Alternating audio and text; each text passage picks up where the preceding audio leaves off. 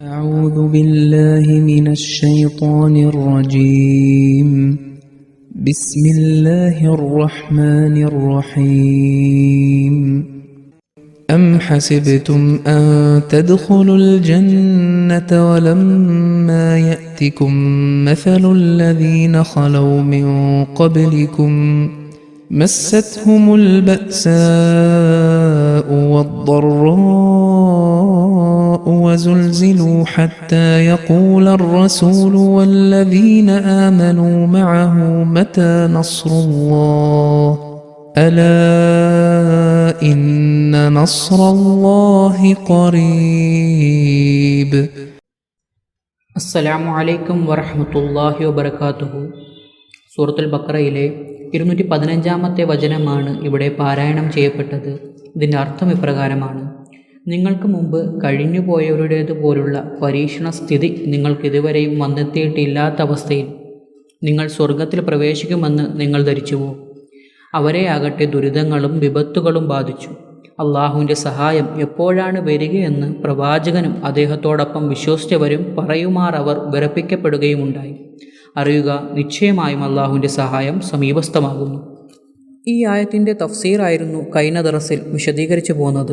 തുടർന്ന് ഹസ്രത്ത് ഖലീഫത്തുൽ മസീഹ് സാനി റളിയല്ലാഹു അൻഹു തഫ്സീർ കബീറിൽ പറയുകയാണ്: മത്താ നസ്റുല്ലാ എന്ന ഈ ഭാഗത്തിൻ്റെ അർത്ഥം അള്ളാഹുവിൻ്റെ സഹായം എപ്പോഴുണ്ടാകുമെന്നാണ്. കഴിഞ്ഞ ദർസിൽ വിശദീകരിച്ചതുപോലെ തന്നെ ചിലർ കരുതുന്നത് അള്ളാഹുവിൻ്റെ സഹായത്തെക്കുറിച്ച് പ്രവാചകന്മാർക്കും വിശ്വാസികൾക്കും സംശയമുണ്ടായിരുന്നു എന്നാണ്. അതായത് സഹായം വരുമോ ഇല്ലയോ എന്ന സന്ദേഹം. അതുകൊണ്ടാണ് അവർ ദൈവമേ നിൻ്റെ സഹായം എപ്പോൾ വരുമെന്ന് ചോദിച്ചതെന്ന് അവിശ്വാസികൾ വാദിക്കുന്നു. എന്നാൽ ഇത് തികച്ചും തെറ്റായ കാര്യമാണ്. ഈ ആയത്തിലെ മറ്റൊരു ഭാഗത്ത് മസ്സത്തുഹും എന്ന വാക്ക് അല്ലെങ്കിൽ എന്ന ഭാഗത്ത് മസ്സത്തുഹും രണ്ടർത്ഥങ്ങളിലാണ് ഉപയോഗിച്ചിരിക്കുന്നത്. ഒന്ന്, അവർ പ്രായോഗികമായി കടുത്ത പ്രയാസങ്ങൾ അനുഭവിച്ചു എന്നാണ്.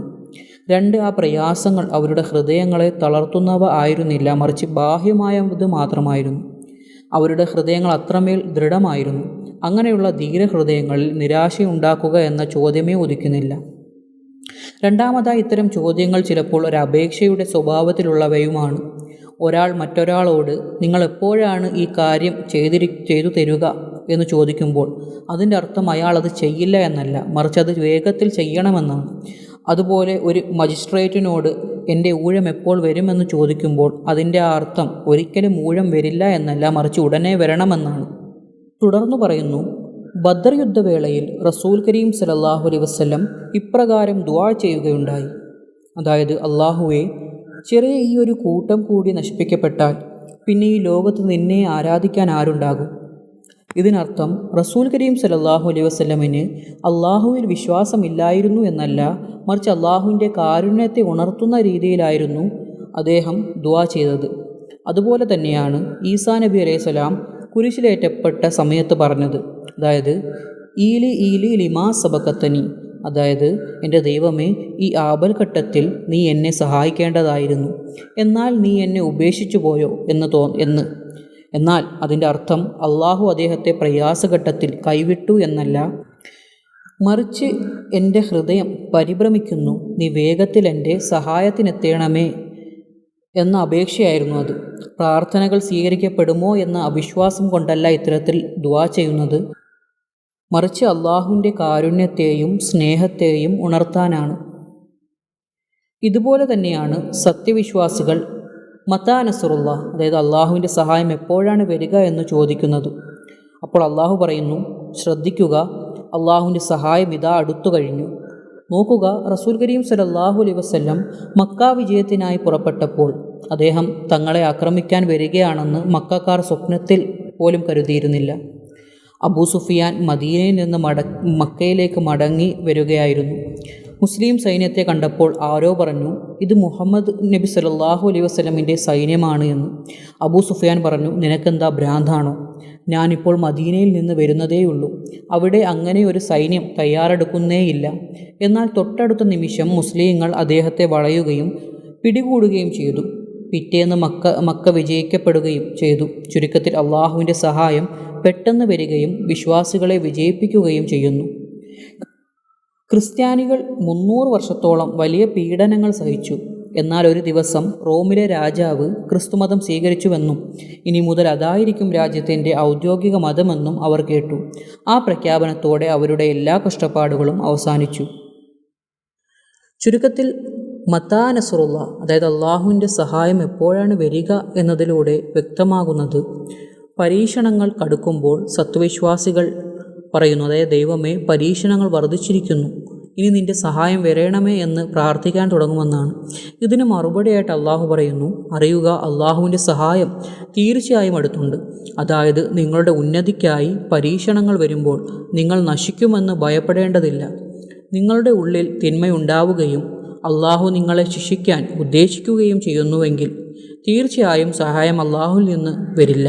എന്നാൽ നിങ്ങളുടെ ഉള്ളിൽ തിന്മയില്ലെങ്കിൽ, നിങ്ങളുടെ വിശ്വാസം ദൃഢമാണെങ്കിൽ, നിങ്ങൾ തഖ്വയുടെ, അതായത് ദൈവഭക്തിയുടെ പാതയിലാണ് മുന്നേറുന്നതെങ്കിൽ, ദുർമന്ത്രങ്ങൾ നിങ്ങളെ കീഴടക്കിയിട്ടില്ലെങ്കിൽ ആ പരീക്ഷണങ്ങൾ നിങ്ങൾക്ക് ഭയത്തിനോ അപകടത്തിനോ കാരണമാകില്ല.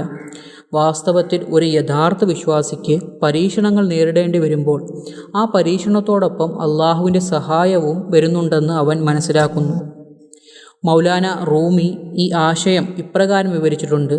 ഇതിൻ്റെ അർത്ഥം ഇപ്രകാരമാണ്: അതായത് ഏതെങ്കിലും ഒരു ജനതയ്ക്ക് പരീക്ഷണങ്ങളുടെ സമയം വരുമ്പോൾ അള്ളാഹുവിൻ്റെ ഭാഗത്തു നിന്നുള്ള വലിയൊരു അനുഗ്രഹത്തിൻ്റെ ഖജനാവ് അതിന് താഴെ ഒളിഞ്ഞിരിപ്പുണ്ടാകും. അതുകൊണ്ട് പരീക്ഷണങ്ങൾ ഒരിക്കലും അപകടത്തിന് കാരണമാകുന്നില്ല.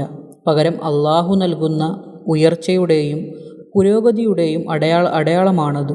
ഭയവും ആകുലതയും സ്വന്തം മനസ്സിനെക്കുറിച്ച് മാത്രമേ ഉണ്ടാകേണ്ടതുള്ളൂ. അതിനാൽ നാശത്തിന് കാരണമാകുന്ന എന്തെങ്കിലും തിന്മകൾ തൻ്റെ ഉള്ളിലുണ്ടോ എന്ന് എപ്പോഴും ആത്മപരിശോധന നടത്തേണ്ടതുണ്ട്. മനസ്സിൽ ദുർവിചാരങ്ങൾ ഉണ്ടാകുന്നില്ലെങ്കിൽ, വിശ്വാസം ദൃഢമാണെങ്കിൽ, ഹൃദയം നന്ദിയാലും കടപ്പാടിനാലും നിറഞ്ഞിരിക്കുകയാണെങ്കിൽ ഒരു മനുഷ്യന് സന്തോഷിക്കണം. കാരണം അത്തരം സാഹചര്യങ്ങളിൽ പരീക്ഷണങ്ങൾ വലിയ അനുഗ്രഹങ്ങളുടെ മുന്നോടിയാണ്. എന്നാൽ പരീക്ഷണങ്ങൾ വരുമ്പോൾ മനസ്സിൽ ദുർവിചാരങ്ങൾ ഉടലെടുക്കുകയും വിശ്വാസത്തിന് ബലക്കുറവ് അനുഭവപ്പെടുകയും ചെയ്യുന്നുവെങ്കിൽ ആ പരീക്ഷണങ്ങൾ പുരോഗതിക്കല്ല, പകരം നാശത്തിനാണ് വഴിയൊരുക്കുന്നതെന്ന് മനസ്സിലാക്കുക. ചുരുക്കത്തിൽ പരീക്ഷണങ്ങളെ അതിജീവിച്ചതിന് ശേഷം ലഭിക്കുന്നതാണ് യഥാർത്ഥവും സത്യസന്ധവുമായ വിശ്വാസം. കാരണം അതിൻ്റെ ഫലമായാണ് ശാശ്വതമായ ജീവിതം കൈവരുന്നത്. ഇതോടുകൂടി ഈ ആയത്തിൻ്റെ തഫ്സീർ ഇവിടെ അവസാനിക്കുകയാണ്. വആഖിറു ദഅ്വാനാ അനിൽ ഹംദുലില്ലാഹി റബ്ബിൽ ആലമീൻ.